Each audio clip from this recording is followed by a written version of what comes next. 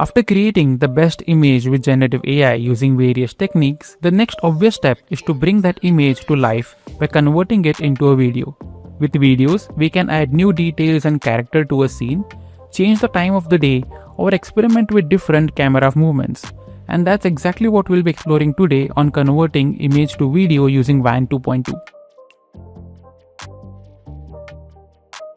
Hello everyone, welcome back to my channel. I am Kedar, and on this channel we talk about design, architecture, parametric design and generative AI, and look at these disciplines through a lens of education, tutorials or installation guide.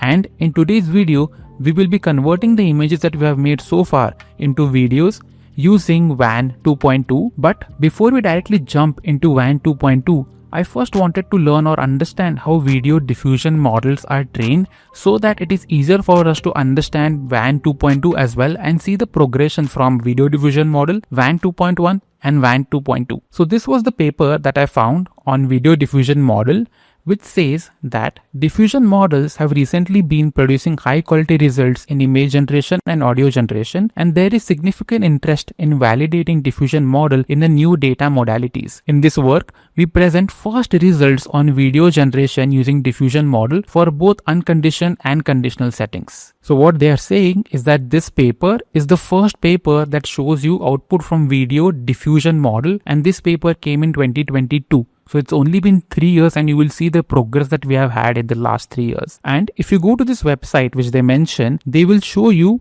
the output from this particular model. And if I play this, you will see the output. Yes, they are blurry, but you have to understand it was 3 years old or 3 years back. But what I like about is that how well it understands the prompt. For example, you see here, busy freeway at night. You get a night setting and also it looks busy with traffic.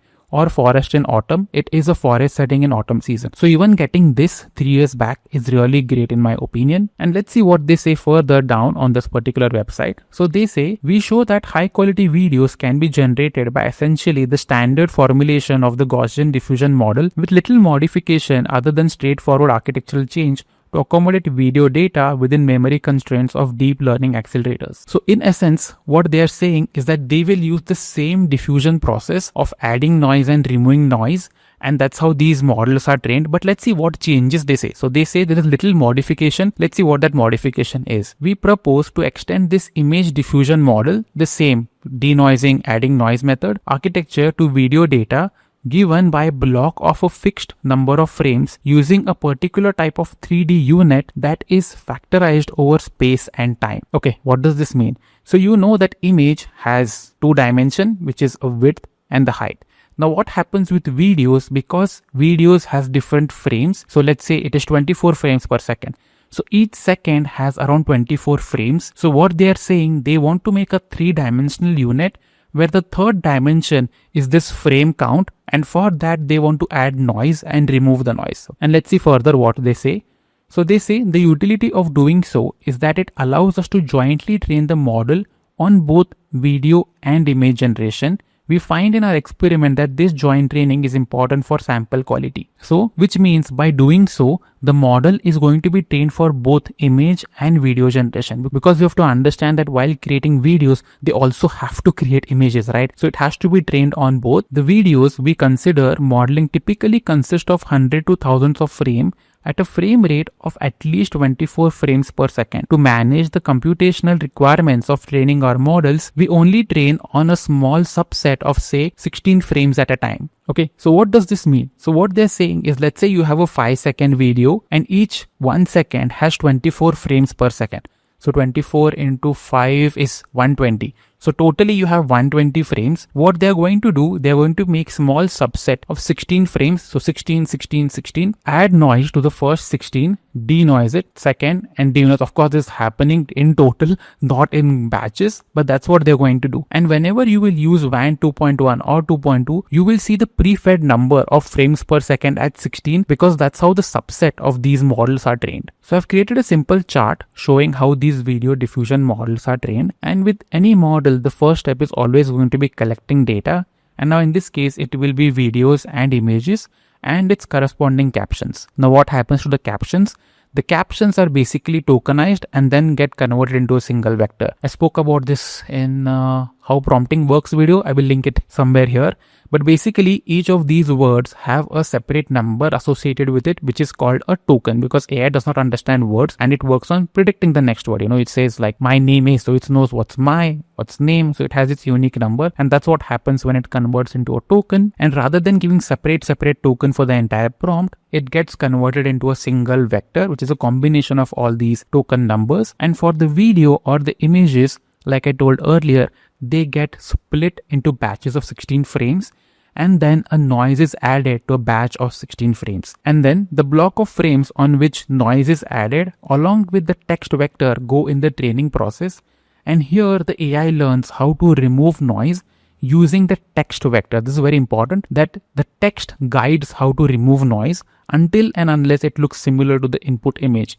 And now here they are using 3D unit. If you remember what is a unit, it looks like a U, where one side you're compressing the images and on the other side it's expanding the images. And then you get your trained model. And then when you have the trained model, if you want to create a new video or new image, it starts from the noise. It learns to remove noise step by step, and then you get an output video.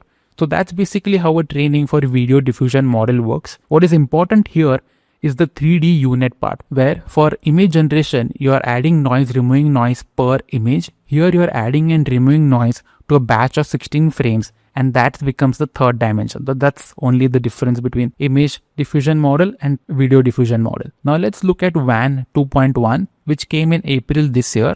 And this is the paper which says WAN, Open and Advanced Large-Scale Video Generative Model. So here they say WAN is good for 4 key features. The first one is leading performance. Now this is really subjective. Any model that will come new will obviously say that they have a better performance. It's like iPhone. Every new iPhone is going to be better than the earlier iPhone. So leading performance is not really something that I take into consideration. What is great in my opinion is this. Meanwhile, WAN is the first model that can generate visual text in both Chinese and English, significantly enhancing its practical value. And this is really good. I have tested adding text in the prompt saying that write so and so, and it does a really good job. It is not choppy, it merges with the video and it looks really nice. Okay, and the second part is consumer grade efficiency. The 1.3B model demonstrates exceptional resource efficiency, requiring only 8.2 GB VRAM, making it compatible with a wide range of consumer grade GPUs. And this is really great. To be able to run video generation model locally is really amazing. And then I also like this last part, which is openness. We open source the entire series of WAN, including source code and all models, with the goal of fostering the growth of video generation community. And I think this is really what grabbed my attention, because I know there are a lot of people who ask me, why do you stick to ComfyUI? There are a lot of other apps. Yes, there are other apps. For me, it's only one reason, because I don't know what they are going to do with the data that I put in. And because of that, I will always stick to open source tools, especially ComfyUI, because I get to store output on my local machine. Okay, I have the total control of what I'm doing, and that's the only sole reason, and that's why I like WAN 2.1. Yes, we had models like Animate Diff, but I somehow did not get good results with them always. But with WAN 2.2 and 2.1, it was super easy, and you will see later on in this video. Okay, and then these are the images that they're saying, or these are the frames that they're seeing the output, and the output looks really good. You will see the output that comes up. It is way better than the 2022 video diffusion model, and it's been only 3 years. I don't know what's going to happen next year and a couple of years more. Okay, so now let's see the difference between how video diffusion models were trained versus WAN 2.1. And the key difference is how they process the initial data. And like they say, the better input data you have, the better model you will get. And this is the case here as well. So here you will see, in developing our data set, we prioritized 3 core principles: high quality, high diversity, and substantial scale. And that is true. They have given detailed breakdown of how they segregate data depending on aesthetics, non-safe for work content, text, camera motion, and which I think is really good, the way they have categorically separated the data and then put in training. Apart from that, they say dense video caption, which means we develop an internal caption model to generate dense captions for each image and video of our data set. So what they mean is they won't use generic prompts, they will enhance those prompts using some methods we will see later on. And in the paper, they give a brief example as well. So this is a generic prompt, and this is the rewritten or enhanced prompt, and you can read it. I don't want to read all of them because it is too long. And even if you just see from the image, you see the original prompt is so small versus the enhanced or the dense caption is so big, which means they're going to add more details to the prompt, which will be helpful in training the model. Okay, and now let's see how the training process works. So this is the representation that they give, which is like nice to understand, but what is essential is that they use something called as a text encoder. Now what are text encoder? Okay, there will be a lot of concepts that we will come up in this video, and I didn't know whether to leave it or to add it. I will add it. It's up to you if you want to hear those technical jargon or not. So basically text encoder. So we saw with IP adapter image encoder, which have been trained on images. Text encoder have been trained on lot of texts. So their vocabulary or understanding of text is much more better because they have a larger data set, and which means that when you put a large text, it will be able to convert into a larger token or a precise token. Okay, so that's what text encoder means. And now let's see why they want to use text encoder. So they say it possesses strong multilingual encoder capabilities, allowing it to understand both Chinese and English effectively, as well as input visual text. So this is one reason why they want to use text encoder, because it is trained on multiple languages. Okay, and then they say under the same conditions, we find that UMT5. Now UMT5 is one of the text encoder model. Like we have realistic vision, Juggernaut for image generation. We also have various text encoder model, and they say UMT5 for their purpose is better, which outperform other unidirectional attention mechanism LLMs in composition. Okay, for their case, UMT5 worked. I know for Flux there is a different text encoder we use, but let us just understand the concept of text encoder. Let's not go in details of which model they are using. Okay, and based on these findings, we ultimately chose UMT5 as our text embedder. So let's see this training process again in simple flowchart. So now in this case again it starts with data collection, but in this case they take very large data set. That's what they have written. Billions of images and videos are a data set. Now what happens to that?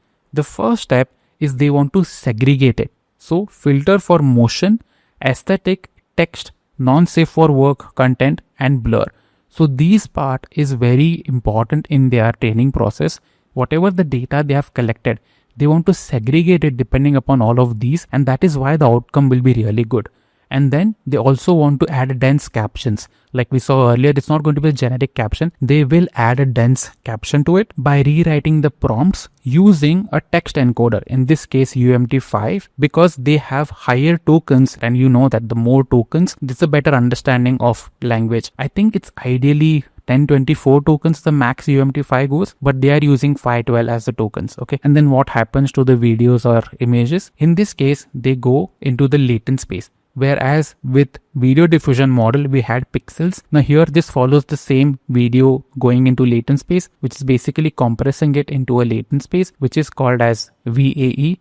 Again, I will link it because we discussed this into earlier videos what VAE is. Now here in this case, they're saying 3D spatio-temporal. We understand 3D why? Because it is video, and then similarly a noise is added to it. And then this compressed video, which has noise, along with the text which is converted into a vector, goes into the training process. Okay, and now for this training process, they are using something called as a flow matching training. Okay, so let's understand what flow matching training is. So in a diffusion process, you add noise, you erase the noise. With flow matching, what it does, it tells you a path. Okay, for example, so imagine this as GPS where you want to go from one location to other location. What they're telling here, rather than randomly denoising it, they follow a path which will help them to train the model faster and have less trial and error, because they're giving them a defined path of how to denoise the images. Okay, in simple terms, like I said, imagine GPS. Maybe at this image they want more denoising here than here, but without flow matching, you will denoise all of them together. So that's the difference between video diffusion model and WAN 2.1, and then you get your trained model. In this case, they say two. One is a 14 billion parameter model, and the other one is 1.3 billion parameter, which also works with low-end CPUs and GPUs. Okay, and when you have to create a new video, it starts with noise. You remove the noise step by step and you get the output video. Okay, what is key here is to understand the filtration of the original data, because if you have a rich data, you will get a rich output. And then rewriting the prompt. So I think for me, it's these two things which make WAN 2.1 or 2.2 much more better in understanding the words or languages or visual content. And then they are using flow match training. Okay, so I hope it's clear the difference between video diffusion model and WAN 2.1. And like I said, WAN 2.1 also has image to video. So the training process remains the same. So this bubble is basically what we saw in an enlarged portion in my previous chart. Now here what they're doing, they are extracting the first frame and using clip image encoder. Okay, so now if you go back to IP adapter video, you will know image encoder, unlike text encoder which is trained on text, image encoder has a lot of image understanding. So that's why using an image encoder is important here. And what they do for the first frame, they mask it because that acts as the guiding principle for the rest of the video. So if they have added noise for let's say 16 frames, the first one they separate it, add noise, so they understand that okay, this is the teacher frame for the subsequent videos. That's the only difference. They add an image encoder and they segregate the first frame for which they add a mask. Okay, and these are the outputs from image to video, and you see the consistency is really nice. And now this is with WAN 2.1. Now let's see WAN 2.2, which came only a couple of weeks back, and I have been testing it for the entire last week, and it is really good. So this is what we'll be focusing on this video, WAN 2.2. But it was important for me to show you the progression from video diffusion model to WAN 2.1. And now let's see what WAN 2.2 says. So with WAN 2.2, these are the key differences between 2.1 and 2.2. In this case, they are using something called as a mixture of experts architecture to train the model, and we'll see what this means later on. Apart from that, they're increasing the original data set for training by 65% for images and 83% for videos, which means it has way much initial data for it to train on. And the third difference is that unlike WAN 2.1 1.3 billion parameter model, they have a 5 billion model built with our advanced WAN 2.2 VAE that achieves a compression rate of 16 by 16 by 4, which is fine. Okay, so now let's see what do they mean by mixture of experts. So this is what they say. In WAN 2.2, a 14 billion model series adapts a 2-expert design tailored to the denoising process of diffusion model. A high noise expert for the early stages focusing on overall layout, and a low noise expert for the later stages refining video detail. Each expert model has about 14 billion parameter, resulting in a total of 27 billion parameter. So what they're saying essentially, while training, rather than having an entire one model of 27 billion, they are using two models of 14 billion and 14 billion. In the first 14 billion parameter, what they're going to do, they're going to denoise it, understanding the larger layout of the whatever prompt you have used. And the second one, it's going to add finer details to it. And that is why with WAN 2.2, you will use two K samplers, one for high noise and one for low noise. And this is the key difference which will allow us to use this model on our local computers as well. So that's why splitting is important. Rather than doing the entire 27 billion parameter, we are doing the high noise and the low noise. Okay. And then further in this website, they have compared their model with CDance, Julio, Kling, Sora and WAN 2.1. And what I can 100% attest is that it is really good for text rendering. So you add whatever text you want in the video and it will do, and also aesthetic quality. Really, really good. I don't agree with camera control being the first because it sometimes really does a bad job with camera control. Now let's see again a flow chart of how this WAN 2.1 diffusion model is trained. Okay, so again in this case you have a lot of data, and clearly like they mentioned, you have 65% more images and 83% more videos. And then what happens is you filter all of this data, again the same filtration process that was used for WAN 2.1. Then you have again auto generated captions, and the same process follows for videos or images as well. They are kind of compressed in VAE. You had a WAN 2.1, now we have WAN 2.2, and again a noise is added to it. And this is completely same as WAN 2.1. The only difference, it has more data, and because it has more data, they are using a mixture of experts, or two K sampler in simple terms. They're not K sampler, they're two brains we can understand. One for high noise, one for low noise. The high noise understands the overall structure and the layout, and whereas low noise adds more details to it. I know I've spoken a lot, right? And I haven't even covered 50% of this video. There's a lot still to be spoken about. Okay. And then just comparing all of these three, which is the video diffusion model, WAN 2.1 and WAN 2.2. Clearly, you will see here the data filtration process is a lot better than the earlier model. So I hope it's understood difference between video diffusion model, WAN 2.1, WAN 2.2. I know there's a lot of technicalities that will come. I don't know what else to say. Maybe have coffee or something to keep your brain a little bit more active. Now, before directly jumping into WAN 2.2, let's see some of the prerequisites because it's important to understand some of the key concepts before you directly jump into prompting. The first one is how to prompt. I generally hate when people suggest that this is the correct structure of prompting. Follow this and you will get best result. I hate it. But for WAN 2.1, because they are using dense captioning, we just need to understand the structure. Doesn't have to follow the same words. So if you go to this website, they have created a document. I will link all of this in the description below. So here they say the basic formula is prompt is equal to subject plus scene plus motion. Now what does this mean? The subject could be your cat, architecture, whatever, in what environment it is in, and what is the motion that you want. Okay, you don't necessarily have to keep the subject as the first, scene as the second, motion as the third. No, I have tested interchanging, combining, and it works. And if you want to have advanced formula, you can add aesthetic control, which basically means specifying what is the camera you want to use or what is the light setting that's there in that scene, plus stylization. Is it like a anime style, Pixar style? Maybe it's like black and white, or that also you can specify. Okay. Now let's see one of the example that I have done. I will only read one of these prompts. The rest I won't. So here I am saying cinematic 360-degree drone shot of a futuristic silver pavilion in the middle of a dense jungle surrounded by tall trees and a calm water body reflecting the structure. So this part becomes my subject plus scene, which is my futuristic building in a jungle around a water body. Okay, and the next entire path is what is the motion, and this is the output. Isn't it nice? I did this from WAN app, and isn't it nice? I don't know if you could hear the birds or the freezing noise. I have added that, and that you can do in the app as well. Let me play it again.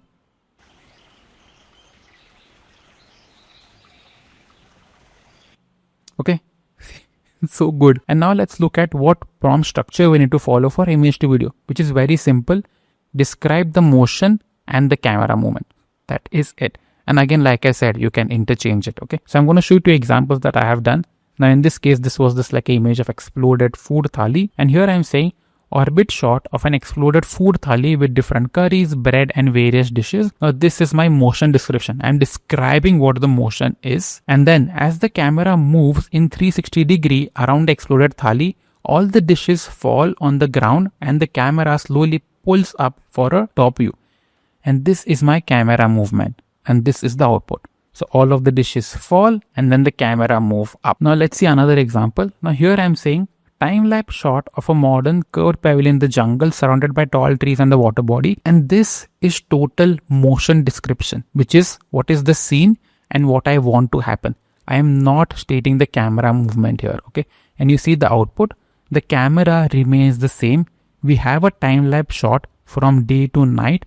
The people move quickly, the water also moves quickly. So you don't necessarily always have to define the entire prompt. In some cases, you don't want the camera movement. In this case, I didn't want, I just wanted it to be a time lapse. So again, like I said earlier, don't get rigid to this prompt structure. Just understand, because I see a lot of people getting like, oh no, this is not how the prompting works. No, it is your language. It is how you define on what you want. Okay, just understand the key concepts and then go ahead. Okay, I don't know, people might hate me for saying this, but I hate people telling this is the prompt to use. Apart from that, the second step is to just understand little camera motions, because here you need to define what does the camera want to do or how do you want the motion to be. So I've gathered some camera motions which I have tested and works very well for architecture. It could also use for another fields as well. So let's see some of them. So the first one is simple, camera pulls back. So what you're saying that the camera moves behind, exposing more of the environment or the context that the building is in. The second one is camera pans right. So you say the camera is slightly moving to the right, showcasing more towards what is happening around the building. And the third one is like I already showed, which is a time lapse converting from day to a night scene. Very simple, straightforward. The fourth one is again straightforward, camera moves up. So basically the camera is moving up and you see what it is. I wanted to go further up, but that's fine. The fourth one, I wanted to also experiment with text. So I said camera zoom in plus text, and I said Kedar says hi. Hi everyone. Then that's what I was telling you. This model is really good for understanding text as well. And then the next one is a super fast arc. And here I said, go to the interior of the building. Show me something about interior made of concrete and wood. And this is the output. So you see it's super fast, goes to the interior and you see this. This is important, especially for me, because this will help me, let's say 3D modeling it or understanding what could be the interior space. Maybe it's wrong. Maybe I will do completely totally different. But seeing this also helps add more details or reveal more about the building. The next one is camera tilt up, which basically camera is moving like this, seeing more to the sky. I wanted it to move totally so that we see only the sky. It did not. And then next one is a camera locked on, where you see the camera doesn't change. Only changes people are slowly walking and then the water is moving silently. And then the ninth one is a drone shot, which basically you are saying it's a drone shot going above the building, and here I am changing the season from summer to winter. And these are not the only camera explorations. There is a website which WAN 2.2 has released, and here they have around 94 videos. I would really recommend you to see at least 4 to 5 examples just to understand how to prompt rather than blindly going into WAN 2.2 and prompting. So see this website whenever you feel like. And then the next step is understanding frames per second. I don't come from photography or cinematography background, so it was difficult for me to understand when I was creating videos 6 to 7 years back is what is the number do I use? Do I use 30, 60, 24? Because people do say the higher number the better motion, and I agree. So if somebody is doing videos for the first time, I wanted to add this so that they understand what is the good number or frames per second. And for this particular video, which I showed in the beginning of the presentation, it had around 97 images and I said 24 frames per second. So the output was around 4, little bit more than 4. So it's 97 divided by 24. So you get like 4.1 or 2 seconds. Okay. What does that mean? This means that the first 24 images are responsible for creating the first second. The second 24 set of images are responsible for creating the second. The second is number 2 and the second is the time second. English is very funny, man. Okay, so that's what it means. And then you have in your phone also, you have 30 FPS, which means 30 images in 1 second. The higher the number, the smooth the output you get. But in case of generative AI, you can't keep 60 frames or 30 frames per second because it will take more time to render. Okay, so I'll show you some of the tests that I have done exploring different frames per second. The first one is 4 frames per second. And again, this is 96 images. So it's going to take 24 seconds. Okay, and let's see the output. And you will see how choppy the output is, because in the first second, it's like 1, 2, 3, 4, 1, 2, 3, 4. It takes 24 seconds. Kind of looks more like a stop motion. If you're into it, go for it. And the next one, I have said 8 frames per second, which looks little smooth, but not that smooth. So I would not recommend going 8 frames per second as well. Of course, if you want to stretch your output, you can always do that. And then it is 16 frames per second. And now you see, this looks much better. Again, let me remind you of the training process. They have made a subset of 16 frames. That is why 16 frames per second with WAN 2.1 and 2.2 also looks really good. So you can do 16 frames per second. What I am using is 24 frames per second because I like 24 frames. It looks really nice. Okay, so that's the frames per second part. Don't keep less than 16. Keep minimum 16 when we go to the later stage of ComfyUI as well. And then the last step is image upscaling. Okay. So with image to video, if you have a blurry image, the output is going to be blurry as well. So I have 2 examples. The same one is without upscaling on the left hand side, and on the right hand side, we have image with upscaling. And you see the difference in the output. So in the first one, you see the more things are getting exposed in the image, they are still blurry because it understands from the overall scene.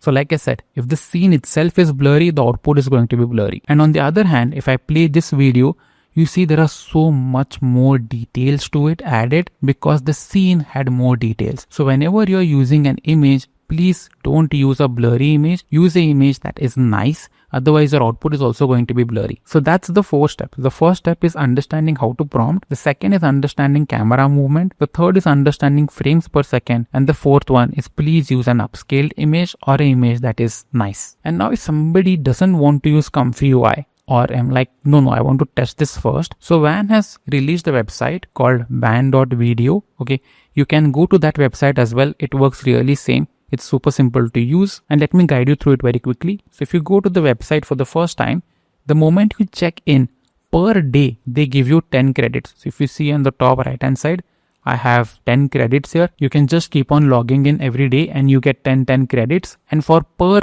video, you get 10 credits. Okay, and this is their plan. So they say for $5 or 440 INR, you get 150 credits. And for WAN 2.2, it takes 10 credits per video. So you get roughly 15 videos, which corresponds to $0.33 per video or 29 rupees per video, which in my opinion is okay. And if you want to generate video, it's super simple in the website. Here at the bottom, you will see all the controls that you need. The first one is whether you want to create a video or text, then whether you want text to video or image to video, which model you want to use, WAN 2.2 or 2.1, what is the resolution, aspect ratio basically 16:9, 5:4, 1:1, whatever you want. And then when you click on these three lines, you will see these three options. The first one is generate with credits. Always tick this. If you say off, it will take at least 3-4 hours because you have to be at the line, and whoever does not pay anything always at the last. And then you have something called as inspiration mode, which basically will enhance the visual but can deviate from the prompt. So it's up to you. You can test this out. And then sound effects. So it will add a sound depending upon the prompt that is using. It's nice. Okay. And once you are done everything, you don't need to press enter. I was wondering, where do I click? So you need to click on this diamond with 10 credits. Once you click on it, you will get to this page, and here it says estimated time 2 minutes 17 seconds, and after that you will get your output. And it's the same output. It is generally a 1080p output, 5 seconds, really nice output. I'm gonna shut up right now. I hope you will hear the noise that comes with this music, or I will sync it. Post production always helps.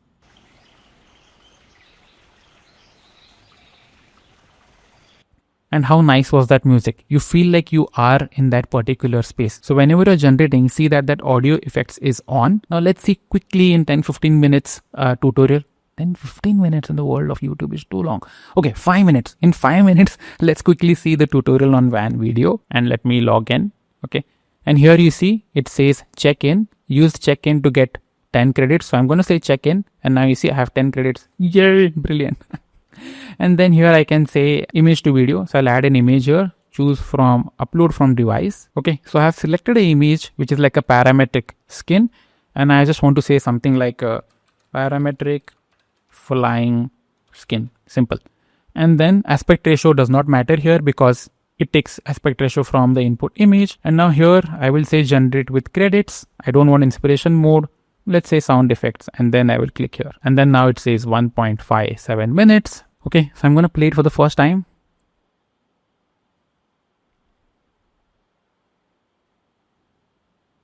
Nice. I like it. Let me on the audio. Okay, audio is bad. Audio is really bad. Kind of looks like this old casino. You had those video games look really bad. But I like the output. It's nice. Kind of making the skin dance and it understanding the pattern. I would have expected it to do better, but I guess it's fine. So you can explore this website. Super simple. You can log in every day. After 10 days, you will have 100 credits. You get 10 videos free. Anyway, but this works, and now we'll see what happens in ComfyUI. Okay, so now let's see what to do with ComfyUI to get WAN 2.2 running. So this is the ComfyUI version that I'm running in, and if you are at the same version or the recent version, you will run whatever I am showing you right now, and you will also see I have a 4090 GPU. Anyway, so when you open ComfyUI, go to workflow, then say browse templates, and then here if you go to video, you will see these 4. There will be a lot that came up a couple of days back using Fun Control Net and things like that, but these are the 4 ones which talked about WAN 2.2. The one that we are looking at is this one, WAN 2.2 14B image to video. And the moment you will click on this, you will be greeted with this message of downloading the models. Okay, so the first one is a text encoder, because we need to download text encoder. I would recommend you to download this, which is around 6.27 GB, and then you will see a high noise and a low noise model because it is using mixture of experts. Don't download these right now. Give me 10 minutes, 15 minutes max to explain you which model to download for your CPU or GPU. Okay, because there is a lot of model confusion. There is something called as a GGUF model, a low noise model, a high noise model, a 14B model, a 5B model, a I2V model, a T2V model, a lightning LoRa, a light X2V LoRa, and there are so many models. I have tested all of these. So give me 10 minutes and I'll explain you for which CPU, GPU this will work. So these are the tests that I've conducted. I'm using these 4 images which I showed in the beginning of the presentation, and these are the prompts I'll be using. For the first one, it is converting from day to night. The second one from summer to winter. The third one, a bee comes to closer to the cat and they both interact. And in the fourth one, it's more of a 360 view where the food falls on the plate and you get a top view. Okay, you can read them in detail by pausing it. But let's see the first test. Now here in this case, I'm using the entire 13 plus 13 GB model, and let's see the outputs. So this is with the first output. Convert from day to night. I don't know why it goes reverse and forward, but looks nice. What is the problem here? It took me 28 minutes and all of these are 4 seconds, 24 frames per second. That means they are doing 97 frames, 480p, 20 steps. 28 minutes for 480p video is a lot of time. Okay, then let's see the next output. And here it goes little bit sideways and then it converts into a winter season. Nice. I don't know why the trees are so blurry. Maybe it's because 480p. But again, in this case, 27 minutes for 480p. It's a lot of time. And then with the cat example, the bee comes and then they both have an interaction. Nice. Looks good. Again, the same problem of 27 minutes. And then in the fourth one, it does drop the food on the table, but doesn't really do a top view. But again, the same problem of 28 minutes for a 480p video. And I have a 4090 32 GB VRAM. So it takes 28 minutes. Okay. So this, in my opinion, is the first problem of having so long to process these videos. And this is because the steps are 20. If you remember what steps do, it runs the prompt over and over until you get a better result. So if there is a way to figure out how to reduce these steps from 20 to 5 or 7, we will automatically reduce the time it takes to generate this video. So that's the problem number 1. The generation time is a lot. And the problem number 2 is that you see I have a 32 GB VRAM, but I am using 13 plus 13, that is 26 GB of model, plus let's say I'm working on presentation, watching something, Netflix maybe. It takes 31 GB of my VRAM completely is trashed. And I have got multiple errors from ComfyUI saying that out of memory. So that's the second problem, is that you will run out of VRAM when you use this big model. So the two problems, one is generation time because of 20 steps. And the second problem, we need to figure out how to optimize VRAM. So in total, I have done 6 tests to tell you which model to use for what purposes. Okay. Now the first thing is to figuring out how to reduce steps. Okay. Very important. In this case, what will help us is LoRa or a low rank adaptation model. Now for some of you, you're hearing LoRa for the first time. What it means that when you have a trained model, let's say it is trained on something else, but you want it to do a specific style and it does not have. So you train a small model on let's say 100 or 10 images, and then you can infuse that style onto the overall image. Or let's say you want to create a model of yourself, like I had done a LoRa in 2023 and 2025 on me, and these are the output. Because in the training data set, Kedar does not exist. So I need to infuse my images in the original model, and this is what a LoRa is called. And if you go to the website called Civit AI, you will see LoRas depending upon different categories. For example, for buildings, you have all of these LoRas, which could be for site plan, different way of representation, isometric views, or in case of vehicles, you have again these set of LoRa. So for any style, you will be able to get a different LoRa. So that is what we call as a stylized LoRa, where you want to influence a style or a particular character in a particular scene. Then we have something called as a distilled LoRa. Okay, that's a second type of model. So if I go to ComfyUI and in the search bar I type LoRa, you will see the first 4, which are again a LoRa, but you see it says 2-step, 4-step, 8-step. What this is doing, it is reducing the step count from whatever the original is to 2, 4 or 8, which is what we also need to reduce the step count, so that in turn we can reduce the output time. And now let's see the difference between a stylized LoRa and a distilled LoRa, how they are trained. Damn, I need to make a video on LoRa as well, right? Oh no. Okay, fine, some other time.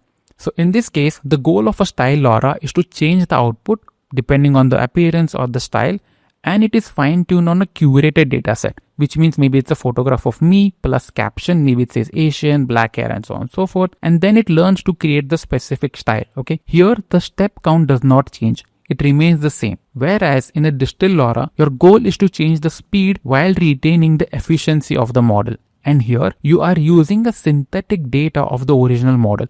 So let's say your original model is the 13 plus 13 GB model. You are training a LoRa again from the output of those model itself. It's not going to be trained on my face. It's going to be trained on the output from the original data. So here you see the input is your original model plus captions, and as a result, it learned to skip steps but not change the style. And that helps to reduce the count. Okay, so basically you can imagine that you are walking. It takes 100 steps for you to go from point A to point B, but you can also make longer step distance between your legs. So it takes you 20 steps. And that is precisely what Distill LoRa does, because it is trained on the output of the original model. And we'll be looking at Distill LoRa in this case to reduce the step count. And this is where you will find the LoRa's or Distill LoRa for WAN 2.1 works with WAN 2.2 as well. And the one that I have downloaded is this one, 1.47 GB I2V, which basically means image to video. The above one says T2V, which means text to video. So if you want to use text to video, download T2V. If you want to use I to video, download I2V. Okay, there are a lot of them. Don't download this 100 MB, 54 MB, 373 MB. They don't do good. They are not good. Don't download it. Okay, download either the 1.47 or 2.92 GB. You will thank me later on. Okay, so we need to download this. You can click on this arrow here, or you can click on this name and then you can press download here. Either way is fine. Okay, and where do you save this? So you need to save this in where ComfyUI is downloaded. Go to models and then LoRa's folder and then download that here. I generally like to create separate folder for each of the LoRa's. So you see I have a folder for WAN, video, IP adapter, and inside the WAN folder, you will see I have the WAN 2.1 Lite X2V 1.4 GB model. Okay, and now let's see the test. Now with this, the same 13 plus 13 GB model, I am using a WAN 2.1 line X2V LoRa, and so I could change my steps from 20 to 8. And let's see the output. And then the first one, I don't know, it takes reverse, but convert from day to night, and you will see the time 7.6 minutes. We reduced 20 minutes. 20 minutes. Amazing. In the next one, I don't know why it does not convert into a winter season. I think I had to give multiple tries, but again, we converted to 7 minutes, reducing 20 minutes. Really great. And now in this case, the bee comes to the cat looks at the bee, and they have a staring competition. Nice. And again, the amount of time it takes is 7 minutes. And this one, it kind of falls down and does a top view. This for the food one has to be the best combination.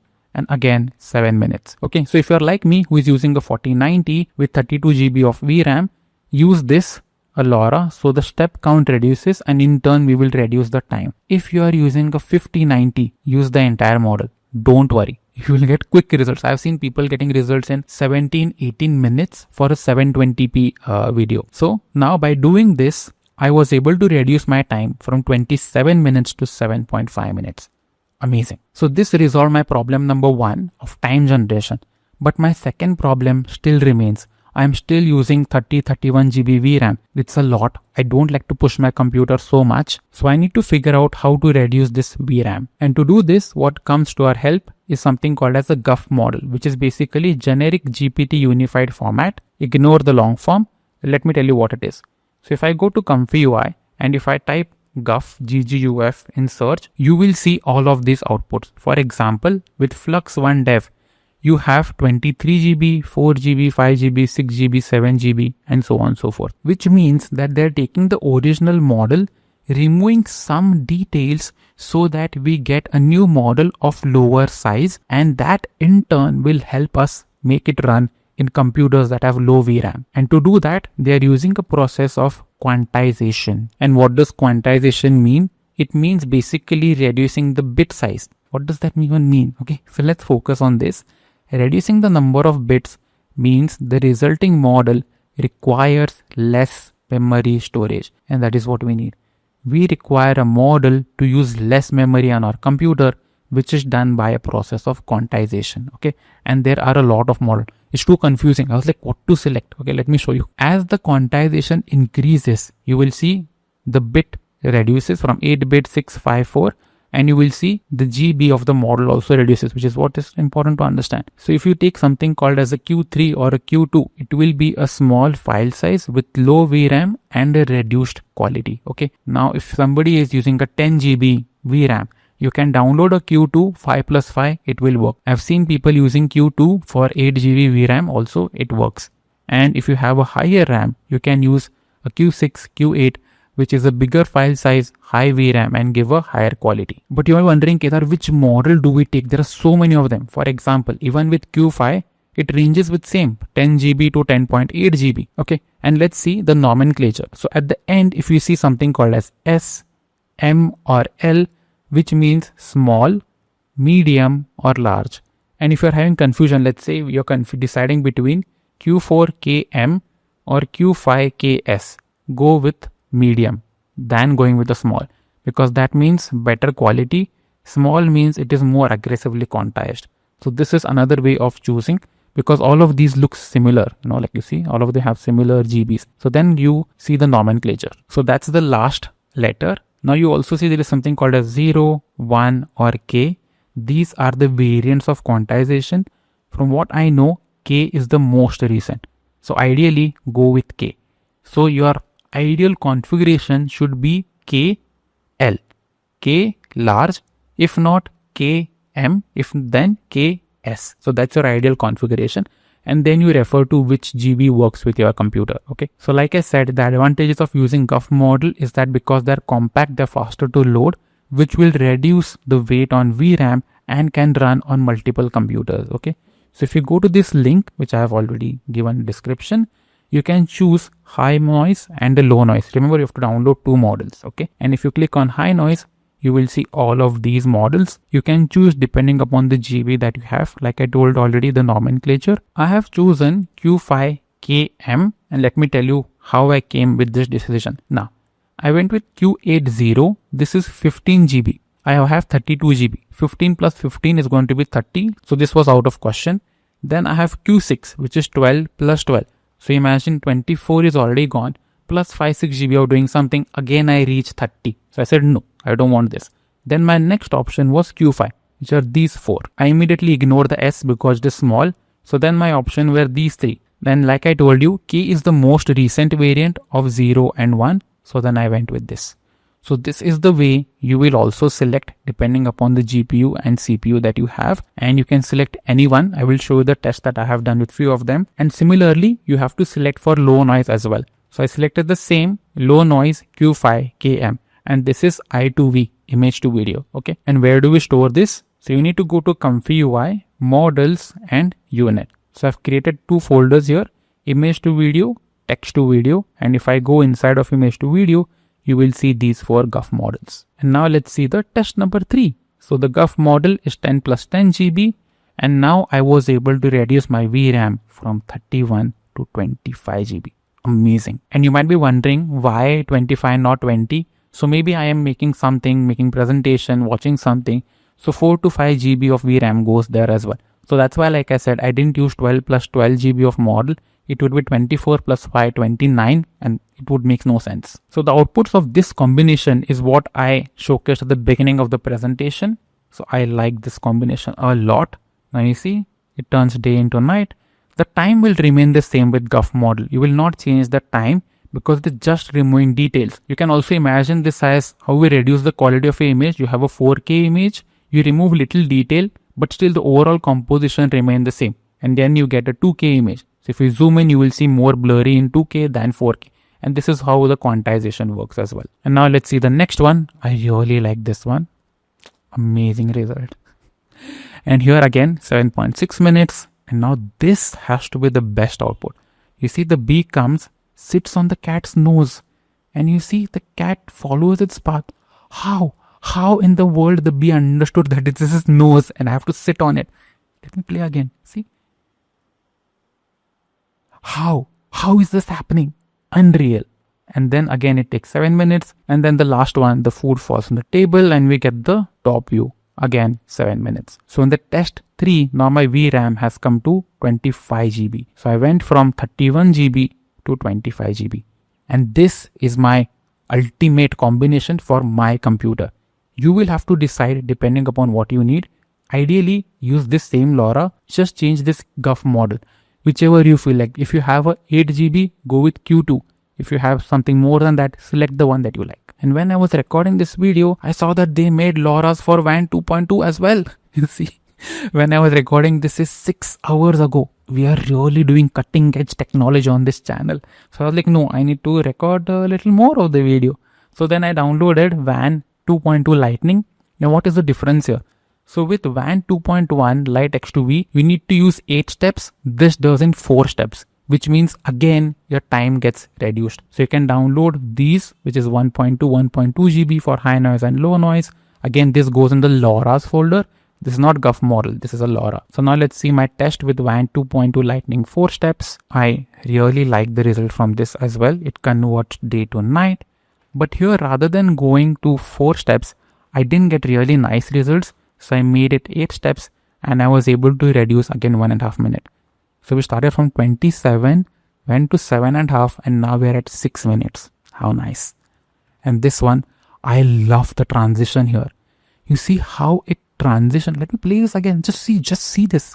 How we transition the snow here in the background. Amazing results. Okay. And again, around 6 minutes. The next one, I think they just have a staring competition. Yeah, the cat and the bee, they just stare and cat is like, whatever, I need to sleep. And again, 6 minutes. And with this one, I don't know why it didn't do the top view. If I had done another iteration, maybe it would have. But again, 6 minutes. So with using a WAN 2.2 Lightning 4 step, I was able to go from 7.5 to 6 minutes. And then my next step was to check the most quantized version to see what it will do. And these are the output. And you will see the outputs are really blurry. But it follows the prompt and it does a good job. And the time is going to be the same. I would recommend using this model if you are testing. Let's say you have a 8 GB RAM graphic card. Test this and then maybe you can use a third-party app like Run Comfy, Run Pod or Google Colab, or you can simply upscale it. That is also fine. So this allows you to work on any low-end GPU, but then just be mindful that the quality is not going to be that great. Okay, let me play this and you will see it converts into winter or snow, but you see how blurry the trees are and the time is going to be same. And now in this cat's case, okay, I think they both interact. Yeah, they just look at each other. Nice. I like the output. Again, 7 minutes. In this case, again, it falls on the top. So it follows the prompt, the most quantized model. Don't ignore it just because it's the most quantized one. Use it. See how it works. And now what changed? So I went from memory of 25 GB to 17 GB. So which allows me to do more multitasking. And then the last test is going to be with this 5 billion video generation model. Right off the bat, don't use this model. Absolutely no. I'll tell you why. So if you click on this, it will ask you to download this 9.3 GB model. The text encoder remains the same. You don't have to download it again. And this is the last test. Test number 6. And you will see the output.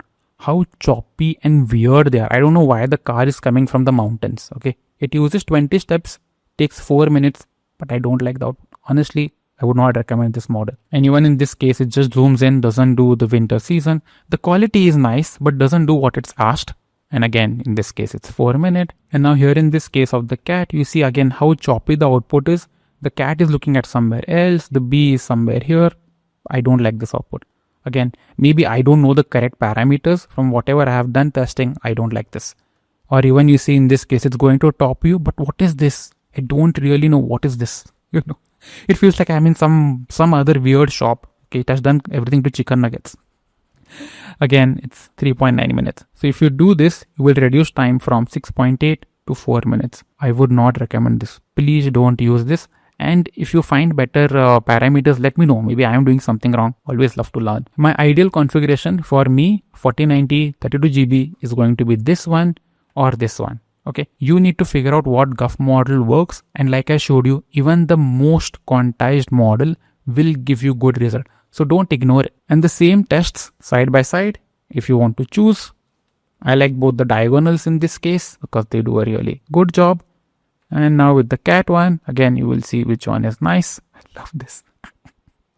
Absolutely love this. And then with this one again, you can choose which one you like, day to night. I again like the top right hand side. And then with this one, again, fall on the table and give a aerial view.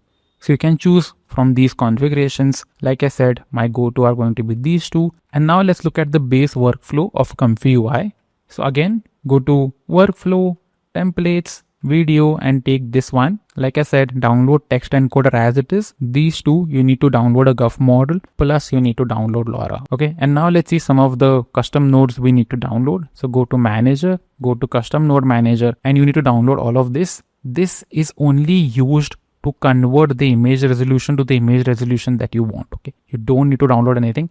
This is just that when I will show the workflow, you'll be like, where is all this? So you know, that's why. And this is what the workflow looks like. At the beginning, you will load your image. This part is image resizing. Okay, you can always calculate and add. I don't like to calculate. I like to just change this one number and things should happen. This is not mandatory. Then you will add your prompts here. This is the WAN image to video node. This is your K sampler plus model plus LoRa's, and this is your video combine. And that's the workflow. And now let's see some of the parameters or some numbers that you need to use. So in the first case where you have video combine, which is the frame rate, like I said, don't go below 16. This is up to you. And here in the length, you need to specify how many frames you need. So you might be wondering, why is this 97 and not 96? So whenever in WAN, you will add, let's say 24, you will get 25 frames. You add 48, you will get 49 frames. And why is this 1 frame extra? Always the answer is in the paper. So I went back to the paper, and if you remember how they trained the image to video model, they extracted the first frame, which acted like a mother frame, we can say, and that's what it is. It says we introduce an additional condition image as the first frame to control video synthesizing. And like again, if you remember from the training process, they preserved the first frame. So the first frame acts as a learning frame or an anchor frame. Okay, and what it does, it acts as a starting reference. It helps to keep things consistent because it understands from that image what to keep, what not to keep, and it also guides the motion. Okay, so that's why you have 1 frame extra. And then you have your prompt using your text encoder. Okay, so this is your text encoder, and like I told you, the meaning of text encoder is these are models trained on large data set of text, so they know more words because they can convert it into tokens. And if you go to ComfyUI and type text encoder here, you will see these are all the text encoder that are there. The one that we need is this 6.761, which is UMT5. I think this is the one that we are using. And because we use a text encoder, it increases the token limit. So if you use something like Realistic Vision or Juggernaut HD or SDXL, you have 77 tokens. But when the token increases to 512, you can have a word limit of 350 to 400. And this is important, especially for video generation. We have a long prompt, so we want to have a model that understands more words because you have your subject, scene, motion, stylization, everything. And what are the advantages of this? Like we saw in the paper, it helps you understand multilingual languages. It increases the word count, which means it will be better understanding of the detailed prompt for video generation. Okay, now let's go further in the workflow. Now these two are your GGUF model, whichever you download. The next two are your LoRa's. You could use a LiteX2V from WAN 2.1 or 4-step lightning from WAN 2.2. Both are okay. But when you use a LoRa, you have to change one parameter, which is what is the strength of the LoRa. Okay, I've done some tests to show you. Now these two are with strength of 5, and you see really bad, totally noisy output. I would recommend a strength of 1. Okay, let's see this output. This is very funny. I don't know why this bee is like this Pixar animated version, but still follows the prompt. In the next one, I really like this. Converts the season, really great. Now with LoRa of 0.5, there is the bee, there is the cat, and they both have a eye contact. Nice. With video, it does not do well. So you need to change this parameter. My ideal number is between 0.5 to 3. Don't go more. You saw what happens with 5. It's completely blurry. And the next thing is called as model sampling. I know there are too many things. What do I do? Tell me. And here you can change one parameter, which is called a shift. Let's see some tests. So with shift of 8, you see the bee and the cat have a nice interaction. This one looks good. Tries to convert into snow. This is only 2 seconds, not 4 seconds. And then with shift of 8, see what happens. Look at the size of that bee. It's so big. But in terms of architecture, this works out really well. And again, with this, the bee size becomes way bigger. The cat is like, what? Why am I here in this scene? It's looking out. It's like, no, I don't want to be here. And with architecture, this works really well. So what does this mean? This means that when you add a number to model sampling, it creates the next frame consistent to the earlier frame. So when a number is lower, it tries to make fewer changes, and that's why you have more natural movement. But when the number is more, it creates more change to the next frame, and that's why you have more drastic movement. And that is why this B has become so big, because it is changing a lot in the next frame. My ideal number is 3 to 10. You are free to change whatever you want to do. And the last thing is this K sampler. We have two K samplers, remember. One is for high noise, one is for low noise. So high noise basically outputs the noise, just understanding the layout and the structure, and with the low noise you add more details to the frame. And what are the parameters here? These are the same parameters like you would have with any other K sampler. What is the seed number? What should be the next seed number? What is the steps, CFG, sampler and scheduler for both of them? You need to change the low noise K sampler, make the seed 0 because you don't want to change the seed, and control after generate fixed, which means it is going to carry forward this seed value. And after that you have something called a start and the end step, which basically means you start as 0 and the end step is going to be half of your total step. So for example, here my steps are 20, the end step is going to be 10 here, and on the low noise this starts from 10 and the end step can be any high number, 100, 200, doesn't matter, because it will end at the 20th step. And then the first and the last, the first one for high noise need to be enabled to add noise. The second needs to be disabled because you already have the noise from the high noise. You only need to add details to it. And then here it says return with leftover noise enable, and you need to disable return with leftover noise. And that's mostly what the workflow is. I know this has been really technical and detailed video. I didn't want to cut down on anything because I don't believe that we need to learn something by dumbing things down. So, you can always skip to things that you don't like. Okay. And now let's see how to do this in ComfyUI quickly. Okay. So I have opened ComfyUI. Now quickly let's make that workflow and see what to do and what goes where. So the first thing is always to load the image. You might hear the fan noise of my computer because my computer is like, shut up and stop this nonsense. I'm going to take this image of this C waves, but the resolution is too big, so I need to resize it. So I say resize image from KJ node is fine. So then I connect the image to image, but again the same problem like we had for upscaling. I don't like to calculate this over and over. So I will create a small parametric script here because when I change one number, the width and the height should change automatically. So I say get resolution. So I get my width and my height. Then I need to convert this integers into float. So I say int to float, connect this here, minimize u, control C, control V.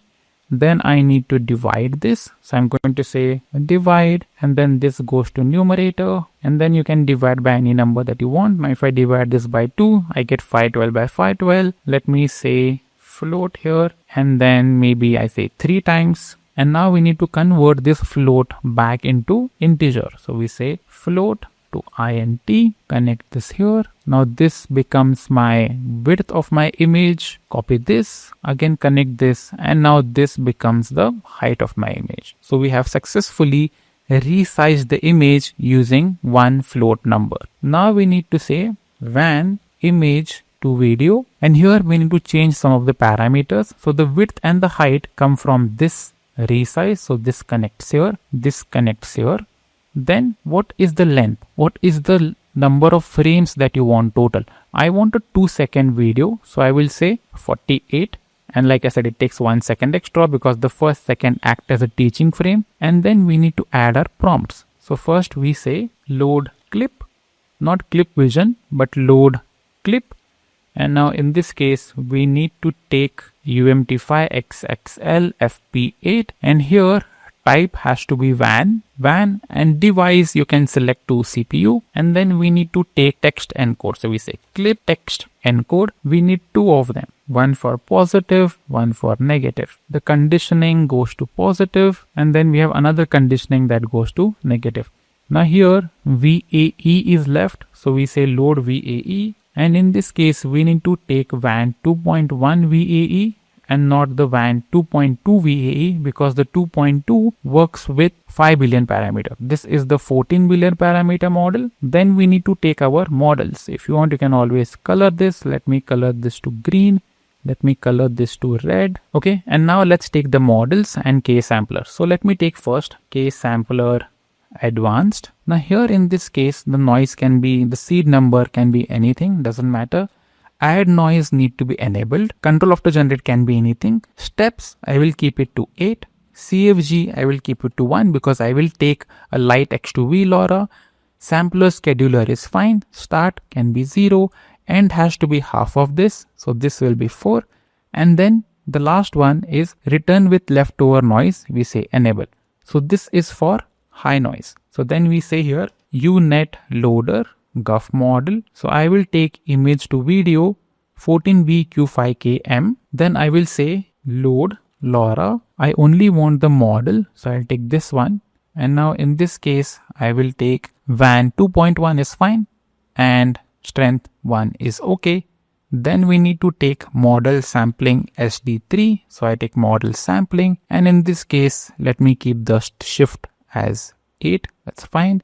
So then this becomes the model. And now to this, I will add the positive and the negative prompt that is coming from WAN image to video. So we add the positive coming from WAN image to video. We add the negative. We also add the latence. So this is our high noise model. And I will copy the same thing, Control C, Control V, and we need to convert some things into for low noise.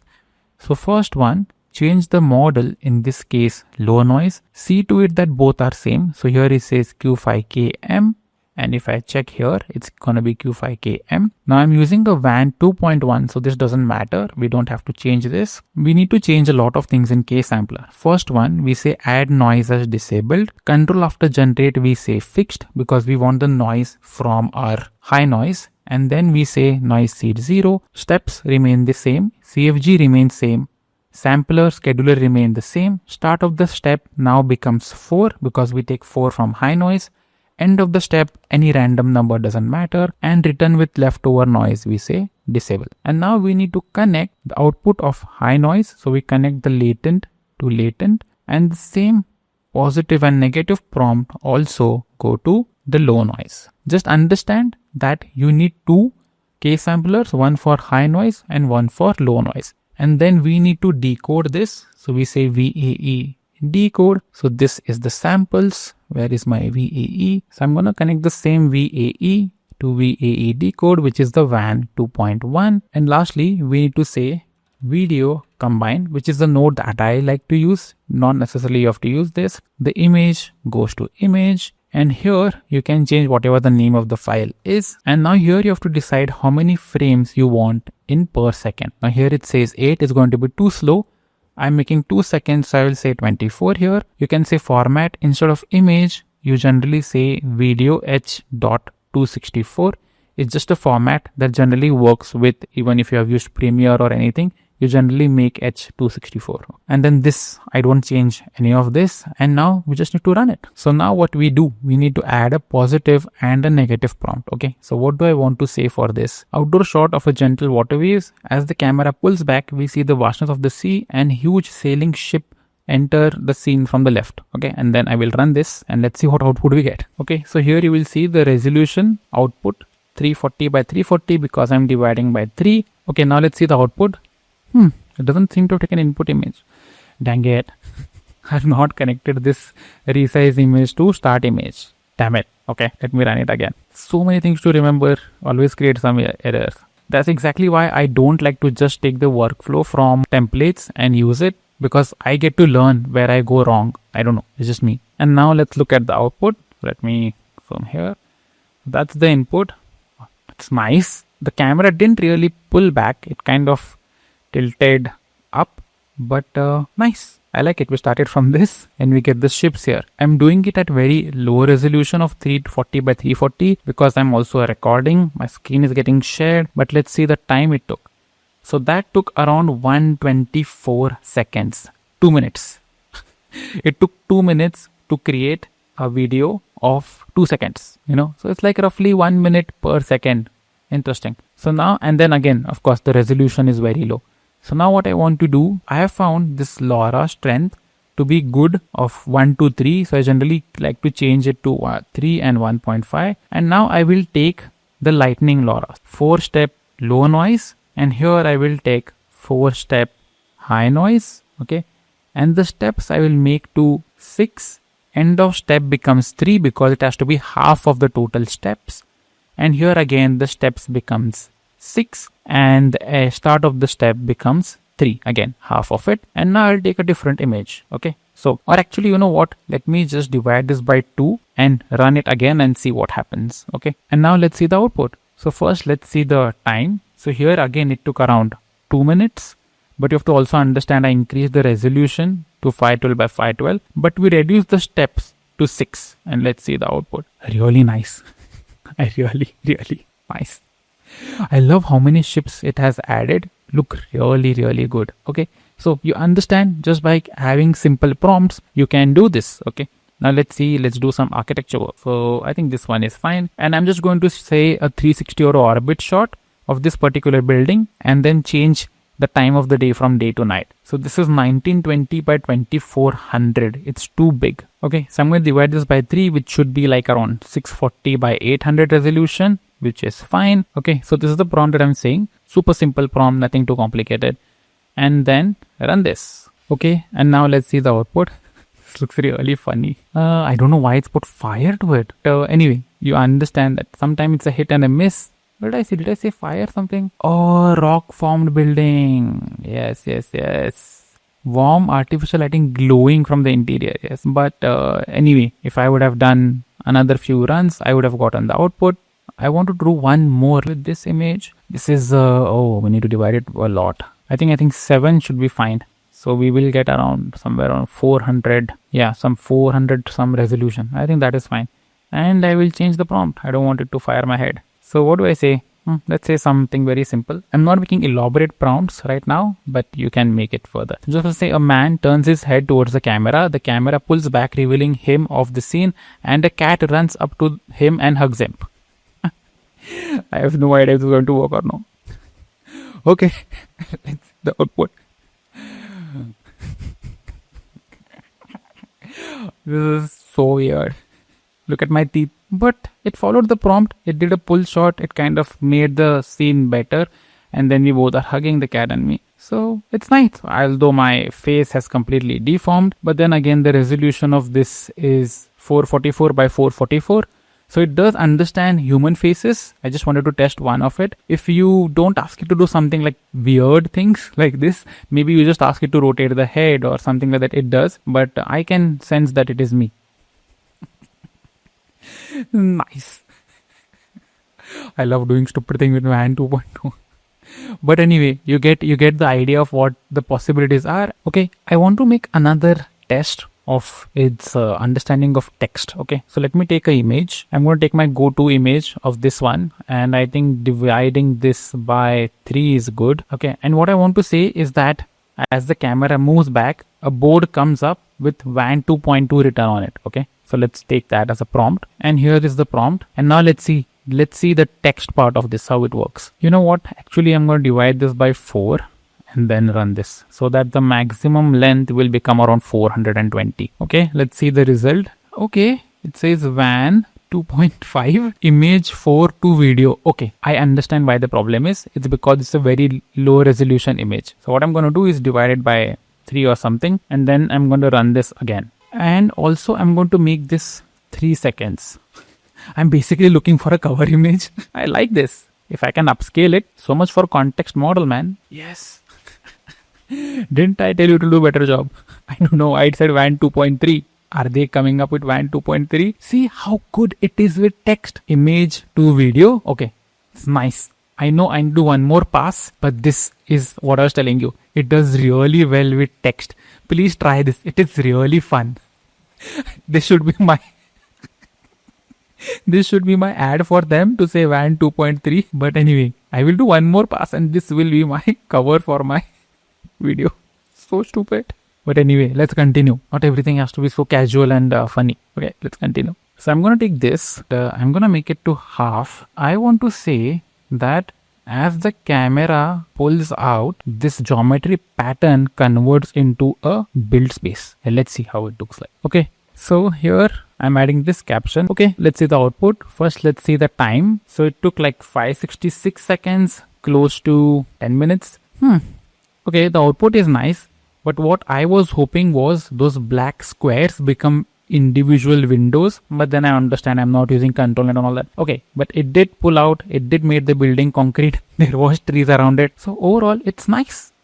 and this is a good enough resolution. If I would upscale it or make it double, I think this would look really nice. But anyway, what you understand from this exploration is that number one, whatever images you will have, if it is low quality, the output will be low quality, and then definitely use a LoRa. It could be for WAN 2.1 or 2.2 and experiment with it and keep your prompts as detailed as possible. So that's mostly what the workflow looks like. It's very simple. Now all you need to do is upload image, then think of what should be the dividing value, and then you can just keep pressing run, changing the frame rate and what is the FPS per second. Okay, so now I will jump back to presentation. There are some more things that need to be covered, and then that would be it. I know this is a really technical video. It has been a very, very long video. I have been recording this for the past 4 hours because I've been also testing it, waiting, seeing what's happening. But it's all fun. So please have fun with WAN 2.2 and let's jump back to presentation. And with any model, we need to see some of the do's and the don'ts. And the do's for this are make a detailed prompt. The more detailed, the better. You have 400 words. Okay.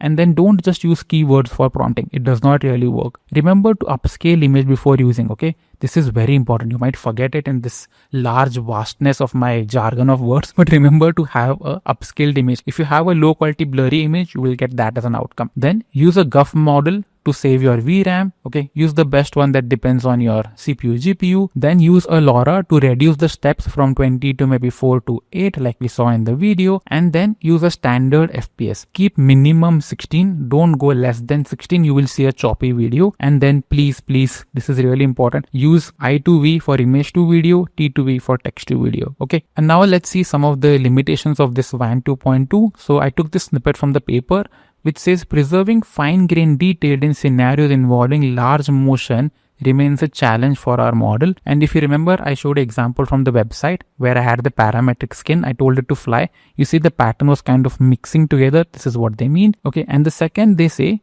the computational cost associated with large-scale models remain prohibitive. Inference of a 14B, which is 14 billion model, currently requires approximately 30 minutes on a single head-end GPU without additional optimization. We know it takes a lot of time, so we need to use a LoRa and a GGUF model. Okay. Apart from that, the limitation is the model confusion. Really, I spent entire week understanding what these models are. My brain was completely blown.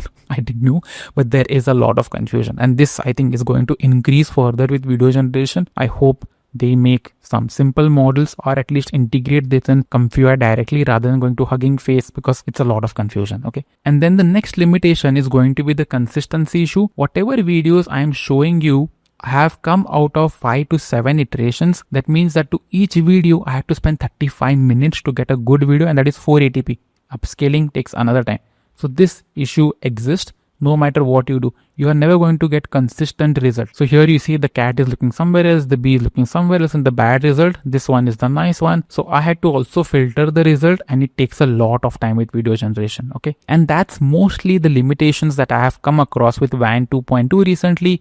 As I explore further, or you will explore further, you will find more limitations. And in the next part of this video, we will see how to convert text to video, the last frame to video, and video upscaling. Again with WAN 2.2. Video upscaling, we will see 2 methods, but mostly this will be again with WAN 2.2. You will already have the models ready with you. There won't be much of technicality in the next video, so don't worry. And that's mostly it for this particular video. I hope you will like this video. If you make something and you want to share, you can always share and tag me on social media. Always happy to see the work that you have done. Thank you for your time. Please do like, share and subscribe, and I'll see you in the next one. Thank you.